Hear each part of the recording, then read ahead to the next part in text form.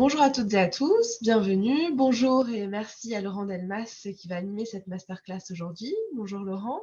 Vous Bonjour. êtes critique cinéma, vous êtes producteur d'émissions sur France Inter, directeur de l'ouvrage L'histoire du cinéma chez Larousse et chez Larousse également auteur de Depardieu hors norme. Et aujourd'hui, vous allez nous parler du film Enquête sur un citoyen au-dessus de tout soupçon d'Elio Petri. Oui, bonjour à tous et à toutes. Je suis très heureux de vous retrouver et de vous parler de ce film italien très important qui est sorti sur les écrans en 1970. On aura l'occasion très très largement de revenir sur la période justement à laquelle sort le film, sur ces années, sur le début de ces années 70, la fin des années 60, période absolument charnière et très importante, notamment dans l'histoire italienne du siècle précédent. Alors, en introduction, pour en quelque sorte brosser le tableau, disons juste que ce film a obtenu donc en 1970 et le prix spécial du jury à Cannes, récompense ô combien importante, et l'Oscar du meilleur film étranger en langue étrangère, comme on dit dans la terminologie des Oscars, en 1970. Là aussi, c'est dire si le film a obtenu une reconnaissance, y compris internationale, de premier plan, et c'est dire si effectivement le film a été extrêmement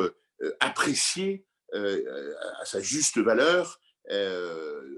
par, disons, par la cinéphilie mondiale. Alors un petit mot quand même en préalable sur Elio Petri, qui n'est pas forcément le cinéaste italien de ces années-là le plus connu. On songe peut-être plus immédiatement à finalement un peu ce qui est son alter ego en termes de cinéma politique, qui est Francesco Rosi. Le nom de Rosi vient peut-être plus facilement que le nom de Petri, ce qui n'est pas tout à fait, ce qui est même totalement injustifié. Ce sont deux cinéastes tout à fait intéressants et leurs deux noms doivent être cités de façon égale, tant est différente leur cinématographie et tant la façon de parler de politique au cinéma diffère chez l'un et chez l'autre. Donc, c'est au contraire une vraie richesse du cinéma italien d'avoir su engendrer en quelque sorte et le cinéma de Francesco Rosi, qu'on peut qualifier de presque documentaire, on va dire, et le cinéma beaucoup plus baroque d'Elio Petri, mais qui ont tous les deux l'immense avantage, l'immense responsabilité aussi d'avoir su aussi bien parler de cette Italie des années 60 et 70. Donc, véritablement, il convient de peut-être d'une certaine façon de ne pas oublier en tous les cas la figure d'Elio Petri. Alors, cette différence aussi de renommée, je dirais, de statut s'explique peut-être en partie, et hélas, par le fait qu'Elio Petri a disparu à l'âge de 53 ans et qu'il n'a donc pu faire en quelque sorte que 12 films. Et c'est peut-être aussi cette carrière brisée en quelque sorte, cette filmographie relativement courte qui explique effectivement que finalement la figure de Petri, contrairement à celle notamment, entre autres, de Rosi ou de Scola, ne se soit pas plus inscrite et dans la durée et donc dans l'imaginaire, dans l'histoire officielle du cinéma italien. Petri était né à Rome en 1929, il est mort à Rome en 1982, pour bien fixer les choses et la temporalité. Alors, c'est d'abord, comme la plupart des cinéastes d'ailleurs de cette époque-là, c'est d'abord évidemment un héritier du néo-réalisme italien, bien évidemment, né dans l'immédiate après-guerre et qui a tant compté pour le cinéma transalpin et pour le cinéma européen et mondial dans son ensemble. Il est bien évident que les cinéastes qui arrivent en quelque sorte au cinéma à ce moment-là sont héritiers, bien sûr, de ce courant, mais avec aussi, en tous les cas chez Petri, une forte volonté, une forte singularité. Il n'y a pas une volonté de s'en démarquer à tout prix, il y a surtout une singularité et un regard particulier qui, en quelque sorte, lui fait décliner ce néo-réalisme d'une autre manière, et qui est tout simplement la sienne. Alors, il est d'abord scénariste, et puis il va passer, comme bien souvent, à la réalisation, avec peut-être une montée en puissance dans la reconnaissance, en quelque sorte, de son cinéma. On peut parler de la 10e victime, notamment, et puis les derniers films, singulièrement les 4 ou 5 derniers films, dont fait partie Enquête sur un citoyen au-dessus de tout soupçon, les derniers films comme La classe ouvrière va au paradis, La propriété, c'est plus le vol, et Todomodo notamment, qui sont effectivement, alors là, des films qui obtiendront une vraie notoriété, souvent une reconnaissance, et la plupart une reconnaissance internationale, qui montrera, je le disais en introduction, l'importance du cinéma d'Elio Petri dans ces années-là. Alors, Enquête sur un citoyen de tout soupçon, c'est la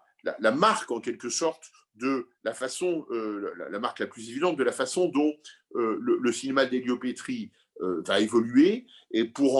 en arriver à un cinéma extrêmement politique, extrêmement engagé,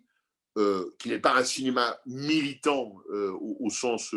partisan du terme, mais qui est un cinéma véritablement, donc qui tient un discours, qui est un cinéma idéologique au bon sens du terme. Il n'y a pas à s'offusquer de l'idéologie dès lors qu'elle dit simplement la présence d'une pensée, d'une réflexion sur le monde, sur la société, et le cinéma de Petri en est plein. Et avec par rapport à d'autres collègues, confrères italiens, mais aussi européens. On peut penser par exemple au cinéma de Costa Gavras en France, ou au cinéma de Sidney Pollack aux États-Unis. Bref, des cinémas là aussi engagés, là aussi qui regardent le monde, avec donc une singularité chez Petri, qui est une volonté non plus néoréaliste, mais expressionniste, au moins dans le style, au moins dans la forme, pour faire avancer en quelque sorte la machine. Et ça produit des films avec une mise en scène heurtée, expressionniste, je le répète, une forme d'hystérie assumée, revendiquée. Hein. Il ne faut pas du tout penser que, en quelque sorte, le style d'Elio Petri lui échapperait. Non, ce sont sur grands écrans des soubresauts, des images tumultueuses, et qui, simplement, au fond, sont là dans l'esprit de Petri, bien évidemment, pour refléter la violence, l'extrême violence des échanges sociaux, politiques, culturels, et des échanges entre les individus de la société qu'il décrit. C'est évidemment, ça aboutit la plupart du temps dans ces films à une vision souvent métaphorique, très angoissante, très paranoïaque de la situation politique italienne, mais aussi, il faut le dire, très visionnaire, parce que, on y reviendra, mais la façon dont Elio Petri parle, analyse, radiographie la société italienne de ces années 70, elle est quelque part annonciatrice de ce que la société italienne va devenir, avec notamment les dérives du Parti socialiste italien, de Bettino Craxi, et puis ce qui s'en suivra, c'est-à-dire l'irruption sur la scène politique italienne pour des décennies de Silvio Berlusconi, dont on sait bien qu'il va remodeler en quelque sorte le paysage italien, mais politique italien, mais avec effectivement, disons, des travers et des défauts qui, en quelque sorte, sont en jachère dans les films des années 60 et 70 de ces cinéastes, et qui, décrivant un chaos, en annonce aussi un autre. Voilà ce qu'on pourrait presque dire sur le cinéma de Petri. Et de ce point de vue-là, cette façon très particulière qu'il a d'hystériser en quelque sorte la vision de la politique, on peut par exemple lui trouver dans le cinéma de Paolo Sorrentino un un héritier, il faut souvent se méfier de ce genre de vision un peu rapide en termes d'héritage, et chaque cinéaste existe par lui-même, et le cinéma de Petri comme celui de Sorrentino ne sont pas comparables et réductibles à un autre, évidemment, à un autre réalisateur ou un autre cinéaste, mais il y a une sorte de filiation qu'on peut établir entre, par exemple, Petri et Sorrentino, dans cette façon, effectivement, de dire au fond que l'extrême vulgarité, par exemple, l'extrême violence de ce qui est décrit doit se transmettre dans les images. Et que, au fond, il y a l'idée que on ne peut pas montrer des réalités aussi grotesques et baroques sans pratiquer soi-même le grotesque et le baroque pour être en quelque sorte à niveau. C'est-à-dire que pour faire sentir au spectateur l'extrême fantasmagorie qu'est la société politique italienne, et fantasmagorie est un mot presque un peu trop gentil dans ce que veut décrire Petri, mais en tous les cas, pour montrer cela, il faut cinématographiquement, je dirais, être à la hauteur. Et c'est ce pari-là que fait le cinéma de Petri, et je crois que c'est le pari que fait en partie, en tous les cas, Paolo Sorrentino, avec effectivement le reproche qui peut être fait, justement, que eh bien, quasiment le fond, la forme rejoigne le fond, et que ce qui est dénoncé d'un côté sur le fond puisse l'être un peu aussi sur la forme. Bon, puisque les deux sont à ce point-là dans une incandescence et une symbiose parfaite. C'est effectivement une critique, en quelque sorte, qu'on peut adresser au cinéma de ces cinéastes-là, mais on ne peut pas, en tous les cas, leur enlever, et c'est peut-être là l'essentiel, une sorte de pertinence, une sorte de cohérence pour aller jusqu'au bout, et en disant, puisqu'il s'agit de raconter le grotesque et le baroque, alors soyons grotesques et baroques. Voilà, c'est rapidement dit, mais clairement dit, je crois, ce qui prévaut ici. Alors, le premier film d'Elio Petri, je n'en ai pas parlé, qui s'appelle L'Assassin tiré, coécrit avec un scénariste très important qui s'appelle Tonino Guerra, un scénariste très important dans le paysage italien,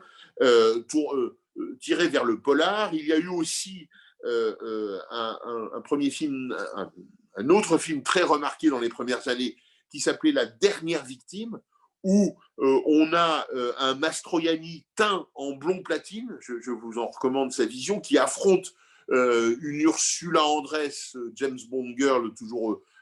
aussi plantureuse, et le tout dans des décors de science-fiction des années 60. Mais ça n'est pas seulement une comédie pop, comme on pourrait s'y attendre avec cette première description, mais c'est d'abord, et peut-être avant tout, une charge très forte, très virulente, mais là aussi très baroque, contre la société de consommation naissante.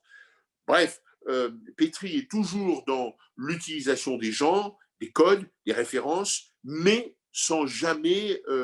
oublier en quelque sorte son chemin politique, sans jamais oublier la mission qu'il assigne au cinéma, et qui est une mission d'observance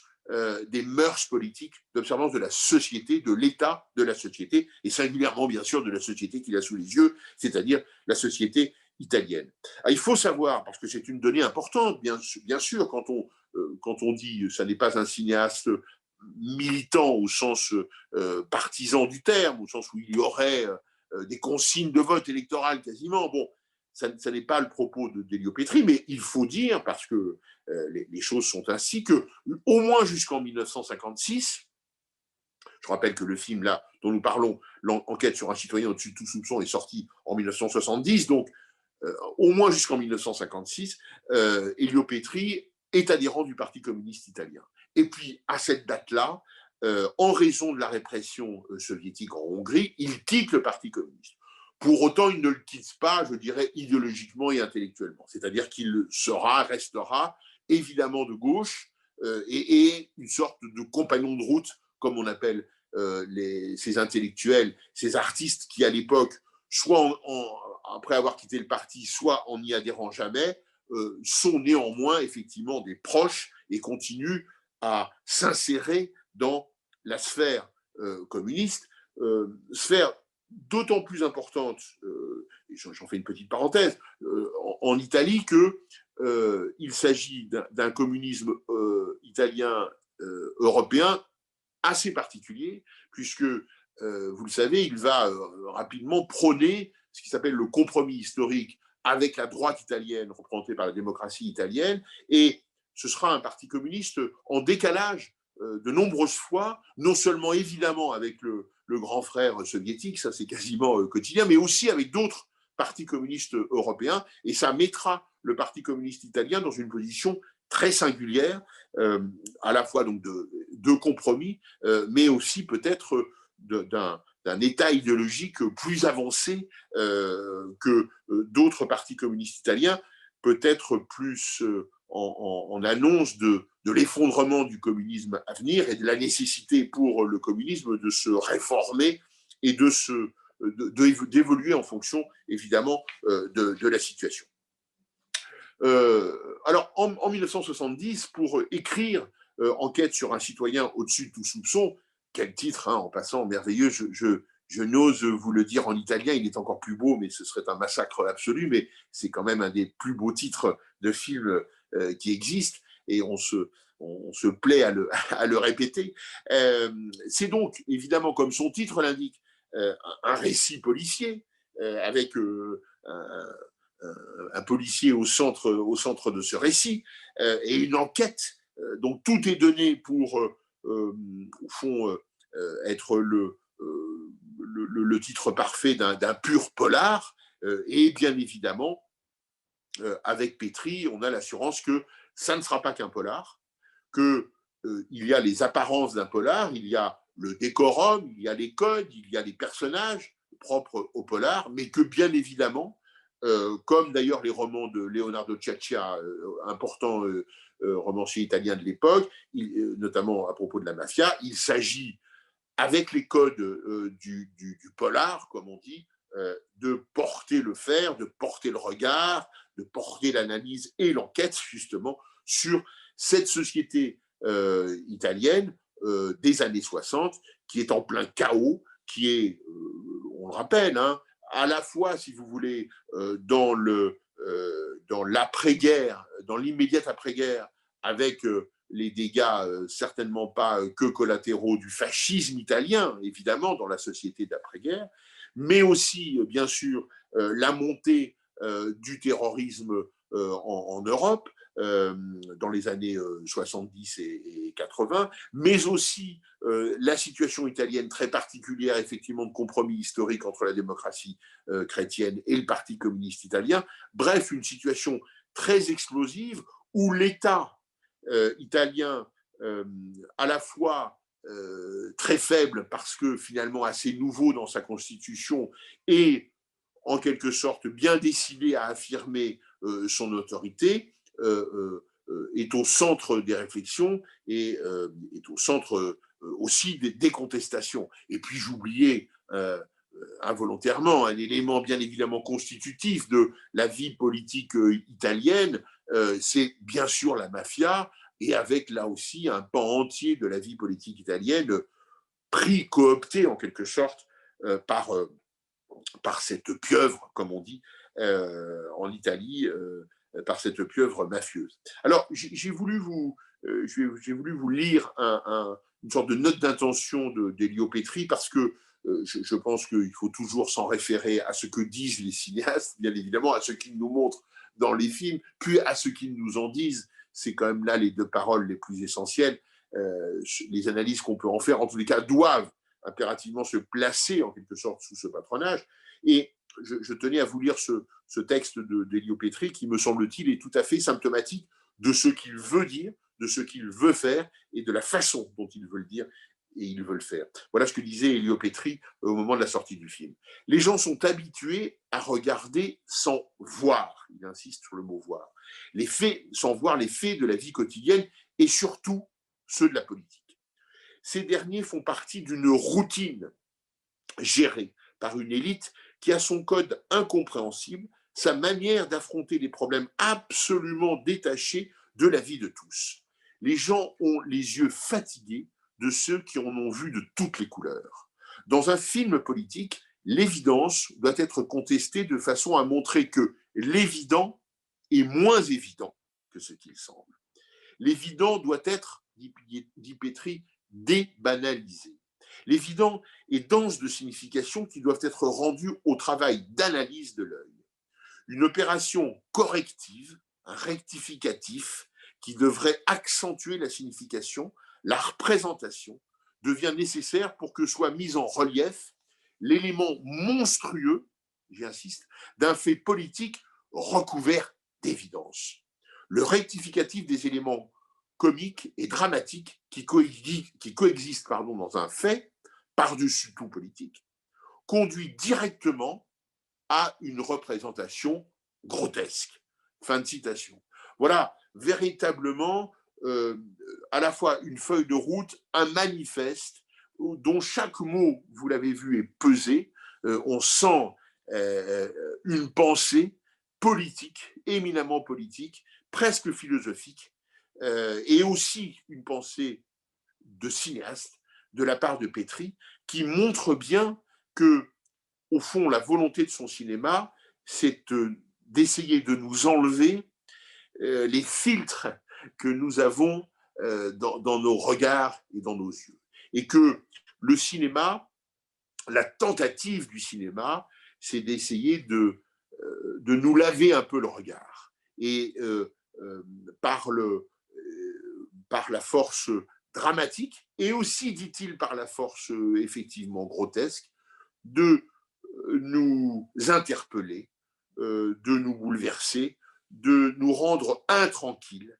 par rapport aux images que nous voyons, par rapport à ce qu'il appelle l'évidence, ces espèces de certitudes, alors que, dit-il, nous sommes face à une forme de monstruosité. On voit bien combien le personnage central de Enquête sur un citoyen au-dessus de tout soupçon, on voit bien que ce personnage central relève de cette monstruosité, et c'est cette monstruosité-là que Petrie tente de nous faire voir, tente de nous faire approcher à travers le film. Je pense vraiment que cette déclaration d'intention, comme on dit, est extrêmement importante parce qu'elle montre bien combien le projet de Petrie est pertinent, assumé, cohérent. C'est l'exact concentré de ce que l'on voit dans le film, avec, et là, une fois de plus, il faut bien insister sur le fait que ce sont des éléments assumés, avec les mouvements de caméra emportés, le jeu outré de ces comédiens, Gianni Volonté en tête, la musique si particulière d'Ennio Morricone, on aura l'occasion de revenir sur ces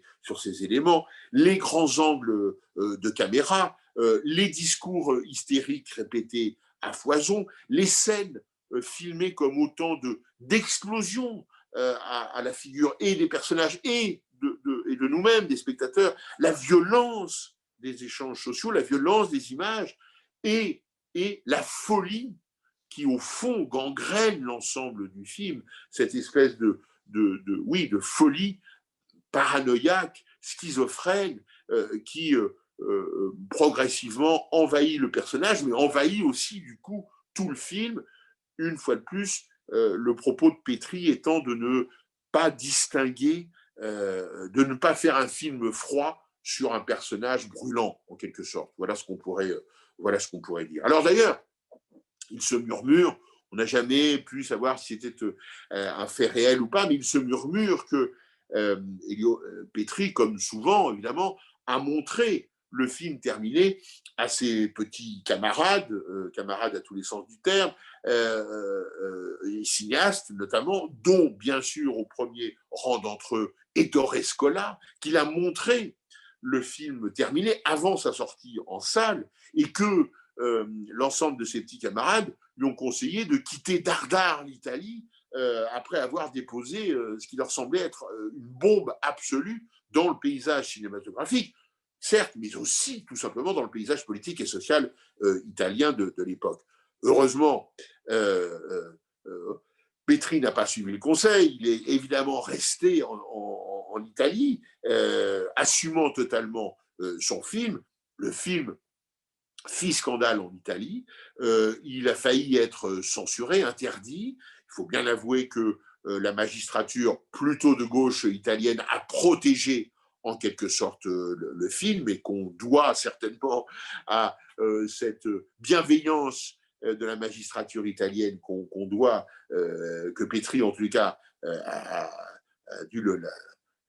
la sortie de son film dans des bonnes conditions. Le film a fait scandale en Italie, ça c'est une évidence absolue, et le contraire aurait été extrêmement étonnant au regard de sa virulence, au regard de tout ce qu'il induit, de tout ce qu'il dit en sous-texte, ou même pas en sous-texte, de tout ce qu'il dit frontalement sur l'état de l'État en quelque sorte, et l'état des puissants et l'état du pouvoir en Italie. Ce miroir étant évidemment assez insupportable, au moins pour les puissants, au moins pour les classes dirigeantes italiennes. Et puis, il y a,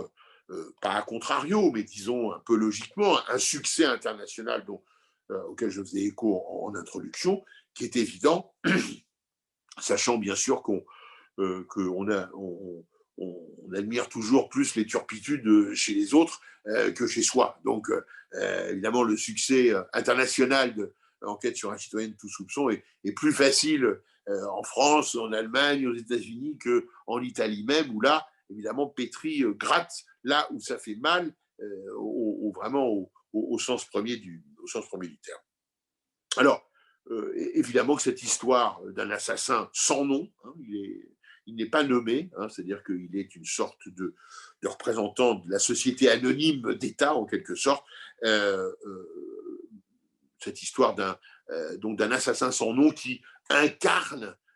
littéralement l'autorité, tout en restant intouchable. Bien sûr que c'est absolument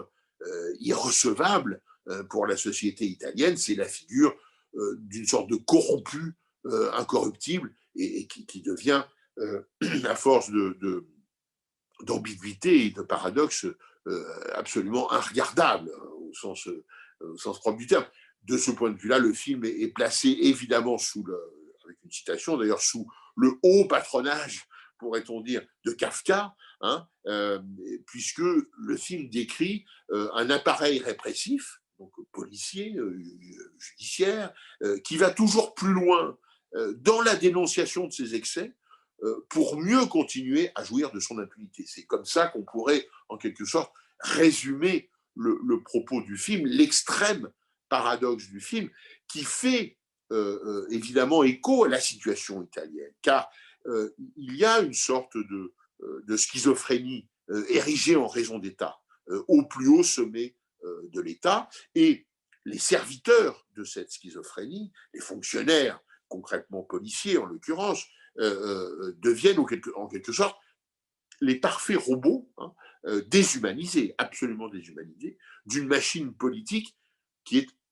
tout aussi aliénante et tout aussi absolument aliénante. C'est ça que dit le film, c'est ça que montre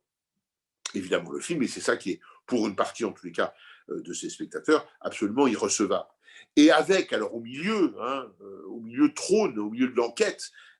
trône Gianmarie Volonte, très grand acteur italien. On rappellera juste qu'il a fait une carrière aussi internationale qu'il a menée chez Melville, pour le Cercle Rouge, aussi bien que chez Sergio Leone pour une poignée de dollars, western de spaghetti par excellence, mais aussi bien sûr en restant chez lui en Italie et en tournant sous la direction des plus grands cinéastes italiens, et notamment Francesco Rosi avec ce très grand film politique, cet autre très grand film politique qui s'appelle l'affaire Mattei, signalons au passage, pour que les choses soient dites et un peu remises en perspective, que Gianmarie Volonte a été un membre du Parti communiste italien, et que donc il est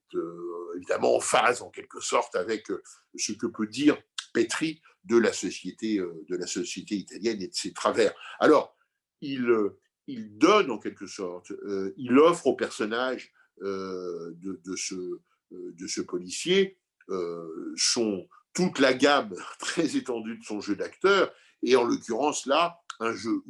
outré, pardon, gouailleur, avec une gestuelle enfiévrée, halluciné, hein, il est comme drogué de son pouvoir, ivre de son impunité, il en a les symptômes physiques même, hein, qui finissent par,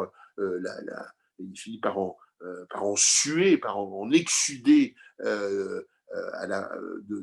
totalement, cette espèce de manifestation physique au pluriel que joue à la perfection Volante et qui s'inscrit vraiment dans le projet de Petri de montrer tout le grotesque et le baroque de ce personnage absolument fou. C'est évidemment un dictateur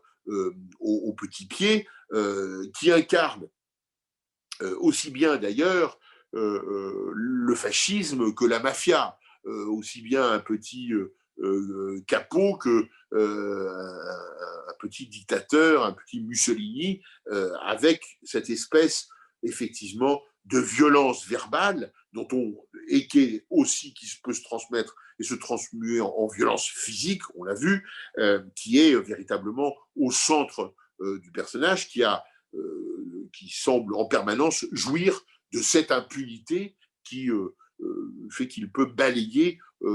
toute référence à des valeurs morales, éthiques, et qui seraient fondées bien sûr sur des valeurs profondément humaines. Alors, pour convaincre de cela, il faut le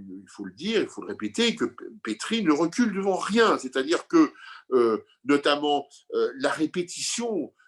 l'effet presque bourrage de crâne de la façon dont il envisage et les scènes et les personnages sont effectivement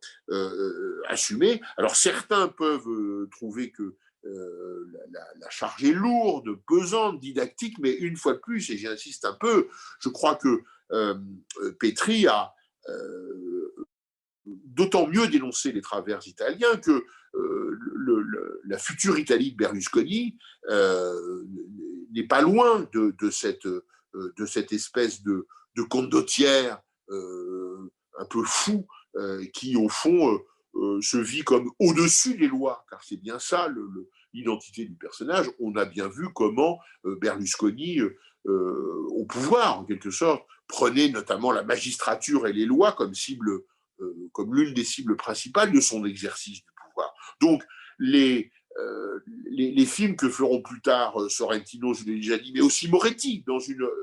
là aussi dans une veine extrêmement différente de celle de Petri, je parle là de Moretti, mais on voit bien qu'ils ont mis quelque part quand même leurs pas dans ceux de leurs aînés, Rosi et Petri notamment, en estimant que le cinéma est un art de combat et que la caméra est un outil de rébellion, est un outil aussi d'analyse, de réflexion, de prise de conscience, et que on ne peut pas, en quelque sorte, laisser la société italienne, la société politique italienne notamment, faire à ce point-là cavalier seul sans lui répondre en quelque sorte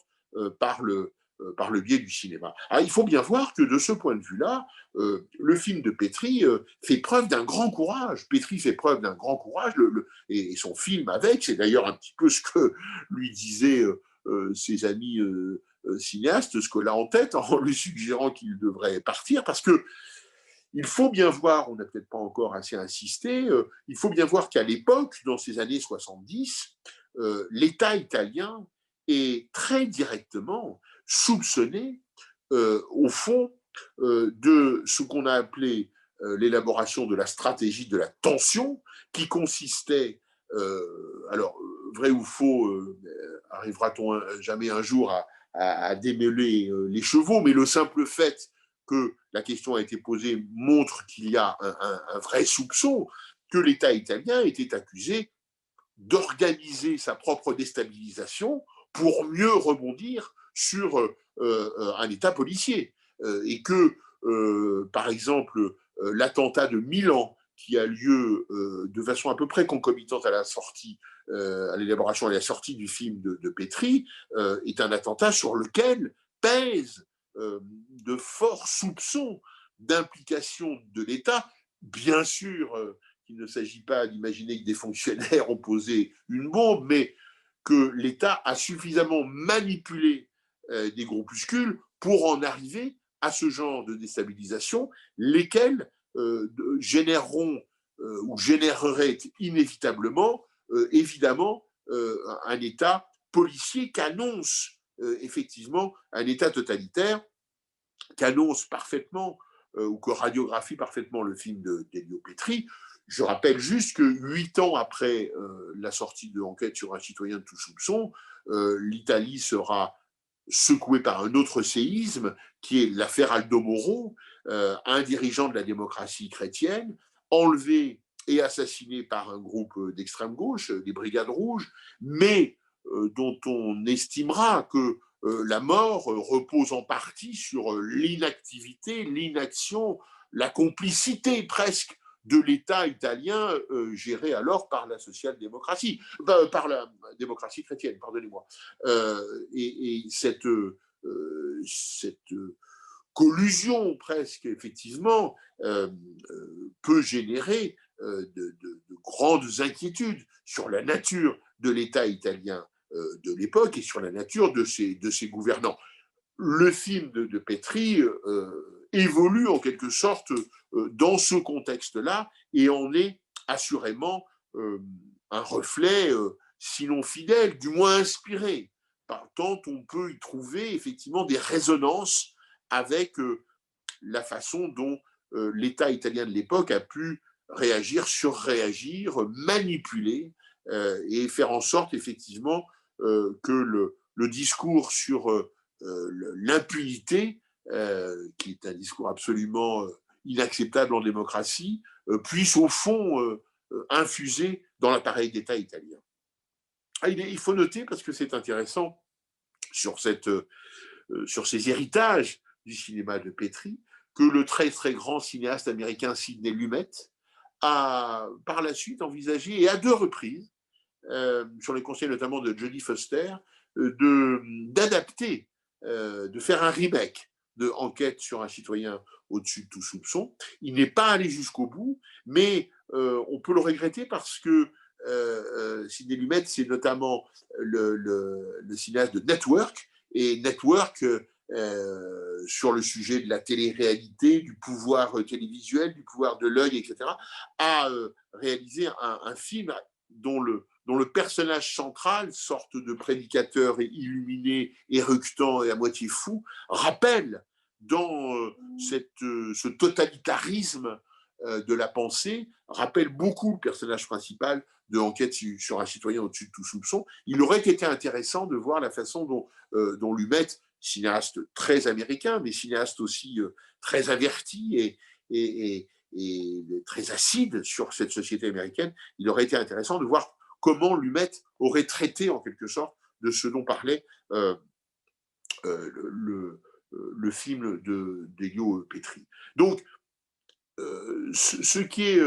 je crois, vraiment le plus intéressant à retenir et à analyser, évidemment, à propos d'enquête sur un citoyen au-dessus de tout soupçon, c'est cette espèce d'amalgame, de symbiose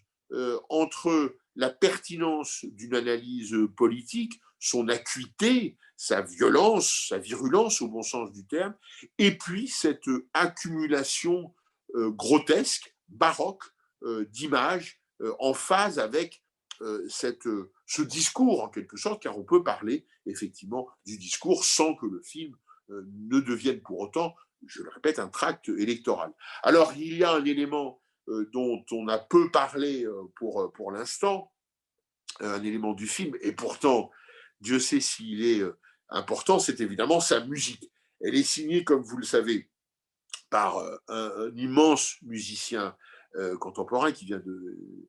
nous a quitté il y a peu de temps, Ennio Morricone, immense musicien italien, avec des compositions qui ont fait date et qui feront date dans la mémoire des cinéphiles. Et il a composé pour Petri une musique absolument sidérante là aussi justement de symbiose avec le propos. Hein. On a notamment comme adore le faire Ennio Morricone, le recours à des instruments, à des sons, à des trucages auditifs qui sont tout à fait singuliers. Alors ici, on a par exemple de la guimbarde et de la mandoline au programme et qui souligne parfaitement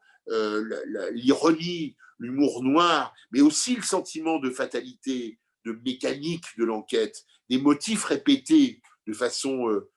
presque hallucinée par la musique de Morricone, qui sont en symbiose parfaite avec ce que raconte le film, et d'autant plus que le thème principal de cette musique semble être à l'image du personnage principal. Véritablement, ce thème semble narguer et le spectateur et les protagonistes. C'est une sorte de moquerie permanente érigée en système que cette petite musique aigrelette, totalement répétitive, presque d'ailleurs jusqu'au dégoût, presque jusqu'à la nausée, et là aussi en parfaite symbiose avec la nausée et le dégoût que peuvent nous procurer le personnage. Je crois qu'il y a vraiment là une sorte de nausée auditive, mais à la fois d'ailleurs aussi addictive, c'est-à-dire que on est dans un double mouvement d'adhésion et de rejet de cette musique, tant elle est répétée, tant elle peut paraître aussi insupportable que parfaitement hypnotique. Et on a là vraiment, de la part d'Ennio Morricone, une compréhension tout à fait fine du propos d'Elio Petri, qui n'est pas dans une simple illustration de ce propos, mais au contraire dans un prolongement, en quelque sorte musical, de ce que nous raconte le film. À ce propos, Morricone raconte en quelque sorte les présupposés de l'élaboration de sa musique, et j'en lis une citation. Je n'avais pas vu les images du film, j'ai juste lu le scénario et j'ai compris qu'il fallait produire une musique grotesque. Là aussi, le mot revient sous la plume de Morricone, comme il était sous celle de Petri. Je crois que ce n'est évidemment pas un hasard. Il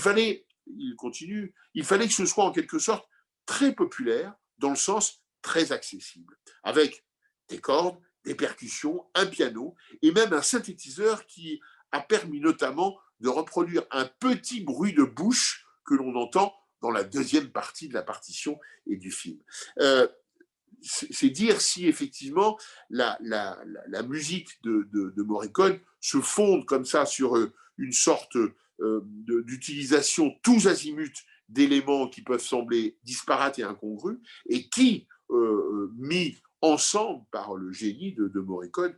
conduisent effectivement à un résultat tout à fait saisissant. On peut d'ailleurs retrouver une similitude, mais qui n'est pas du plagiat ou de l'autoplagiat, évidemment, avec une musique écrite à peu près au même moment, c'est-à-dire l'année précédente par Morricone, qui est celle du Clan des Siciliens. Et il y a comme ça des réminiscences et des proximités entre ces deux musiques. Le Clan des Siciliens, vous savez, le film d'Henri Verneuil avec Gabin, Delon et Ventura, qui était sorti l'année précédente. Alors, voilà ces quelques mots, cette approche du film d'Elio Petri. Soulignons quand même que l'année suivante, Petri va recevoir, alors cette fois-ci carrément, la Palme d'Or pour un film qui s'appelle La classe ouvrière va au paradis, film politique très important, aussi important que Enquête sur un citoyen au-dessus de tout soupçon. Et il la recevra, figurez-vous, ex aequo avec L'affaire Mattei de Francesco Rosi, autre film politique très très important sur les liens entre la politique et l'industrie pétrolière, etc., en Italie dans ces années-là. Et qui est le personnage principal de L'affaire Mattei, comme de La classe ouvrière va au paradis, l'acteur Gianmarie Volonté. C'est peut-être, et c'est assurément, l'un des âges d'or du cinéma italien en matière de reconnaissance italienne que ces années 70, où on a un cinéma italien qui, comparé à d'autres cinématographies d'ailleurs, semble être peut-être le plus en pointe, le plus à même de décrire avec beaucoup d'acuité la situation italienne, mais qui est une situation reproductible. Hein, c'est la situation mondiale après 68, on va dire, et dans ce tourment des années 70, avant les grandes déferlantes économiques, mais dans ce moment particulier-là, le cinéma italien arrive avec des moyens très différents, avec des auteurs qui n'ont pas les mêmes univers. Hein. Scola, c'est pas Rosi, et Rosi, c'est pas Petri, etc. Mais qui arrivent chacun avec sa petite musique, en quelque sorte, à faire du cinéma italien une incroyable